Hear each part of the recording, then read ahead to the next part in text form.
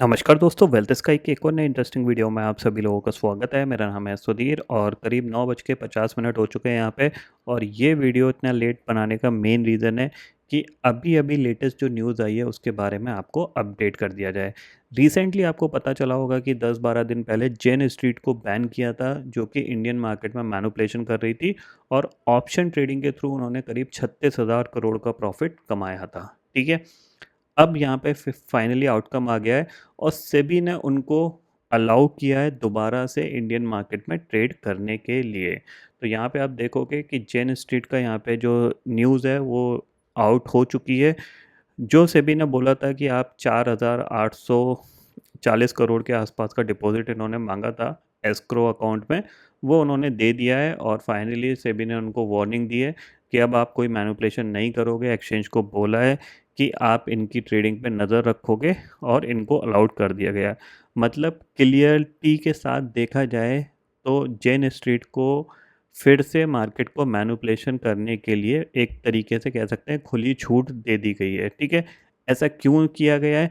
क्योंकि ये चीज़ अच्छी तरीके से पता है कि as per the Nikhil Kamat, जब ये बैन हुए थे तब निखिल कामत ने बोला था कि जेन स्ट्रीट जैसी कंपनियां 50% ऑप्शन वॉल्यूम ड्राइव करती हैं। समझ रहे हैं आप?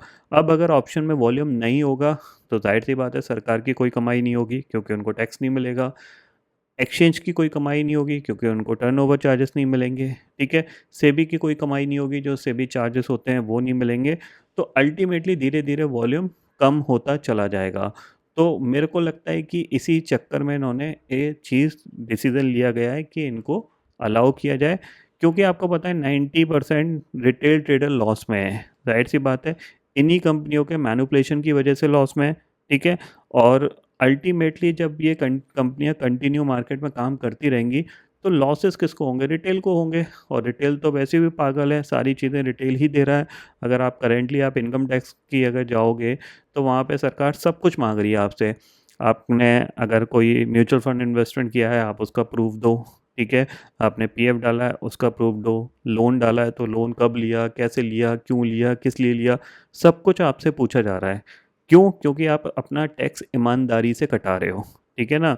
क्योंकि यहाँ पे जो चोर है उसको कोई भी नहीं कुछ बिगाड़ता। जो ईमानदारी से अपने पैसे भर रहा है, सब कुछ कर रहा है, उसके पीछे सिंपल सी चीज़ है, वो कहते हैं ना शरीफ आदमी को ही सबसे ज़्यादा लोग परेशान करते हैं।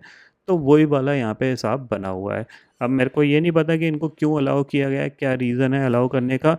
बट जो ये सिचुएशन है, ये बिल्कुल वर्स्ट सिचुएशन है। मतलब मार्केट मैनिपुलेशन कंटिन्यू रहेगा।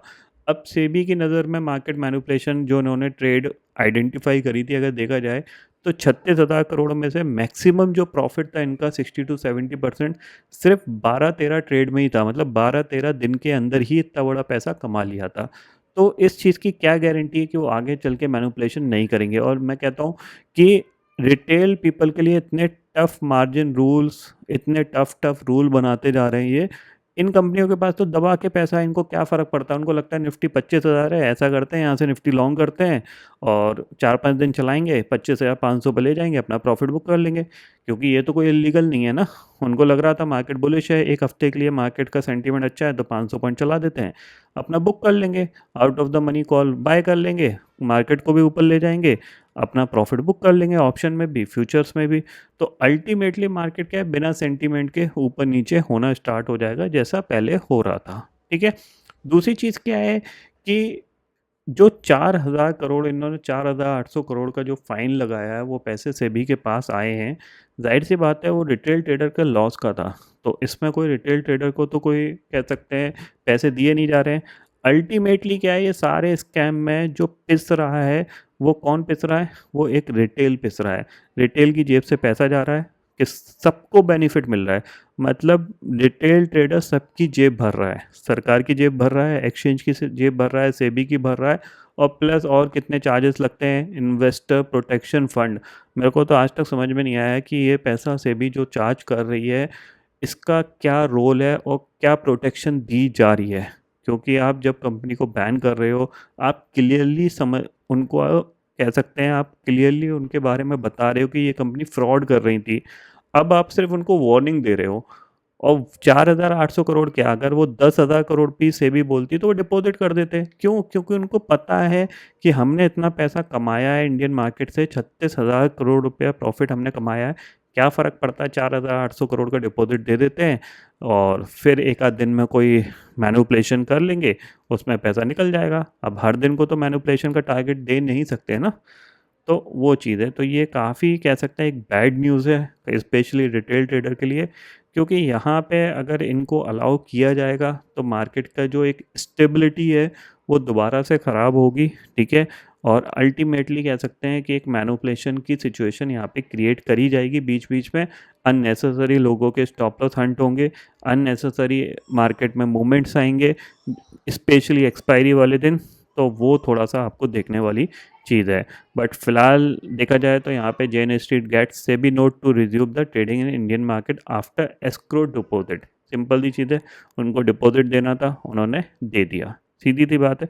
और अगर ये 4,800 करोड़ का नहीं होता, इससे ज़्यादा का भी होता तो भी वो दे देते। क्योंकि वो क्यों देते, अगर मेरे को इतना प्रॉफिट होता तो मैं भी देता भाई, क्योंकि मुझे दिख रहा है ना कि इस इंडियन मार्केट का फ्यूचर ब्राइट है, यहाँ पे अच्छे खासे रिटेल ट्रेडर पार्टिसिपेट कर रहे हैं और अल्टीमेटली रिटेल ट्रेडर को ही लॉस होना है। तो जाहिर सी बात है मैं भी दूंगा, मेरा पैसा अपने आप बन जाएगा। अभी मैं बहुत फ्रीक्वेंटली फ्रॉड कर रहा था, स्कैम कर रहा था या मैनिपुलेशन कर रहा था, फिर मैं थोड़ा सा कम करूँगा, जाहिर सी बात है। तो वो चीज़ यहाँ पे डिपेंड करती रहेगी, ठीक है। तो इस न्यूज़ पे आप थोड़ा सा नज़र रखिएगा, देखते हैं इसका इम्पैक्ट कैसा रहेगा। मोस्ट प्रॉब्ली 1-2 दिन में ये दोबारा से मार्केट का बिहेवियर चेंज होता हुआ दिखाई देगा आपको, ठीक है। तो फिलहाल दोस्तों इस वीडियो में इतना ही है। आई होप ये वीडियो आपको पसंद आएगा। वीडियो पसंद आता तो लाइक और शेयर ज़रूर करिएगा और चैनल को जो सब्सक्राइब कर लीजिए, क्योंकि मैं सुधीर लेके आता रहूँगा हर दिन आपके नए नए वीडियो। इसी के साथ शुक्रिया दोस्तों, जय हिंद।